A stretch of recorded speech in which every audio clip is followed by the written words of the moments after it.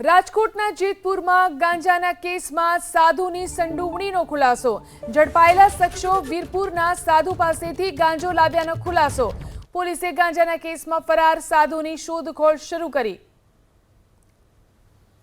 Jetpur city વિસ્તારમાં માદક પદાર્થ ગાંજાનું વિતરણ થઈ રહેલ છે તેવી હકીકત જેતપુર સિટી પીઆઈ શ્રી પરમારને મળતા તેમણે તેમના સ્ટાફ મારફતે ખાતરી કરાવી અને એફએસએલ તેમજ જે જિલ્લાના આ માદક પદાર્થને સૂંઘી અને શોધી શકે તેવા આપણા લેબ્રાડોર એક ડોગ છે જેનું નામ કેપ્ટો છે તેમની મદદ લઈ અને બોખલા દરવાજા વિસ્તારમાં સર્ચ કરતા જે બાતમીવાળા ઈસમ હતા જે શરદબેન કરીને તેમને ત્યાંથી માદક પદાર્થનો જથ્થો મળી આવેલ છે।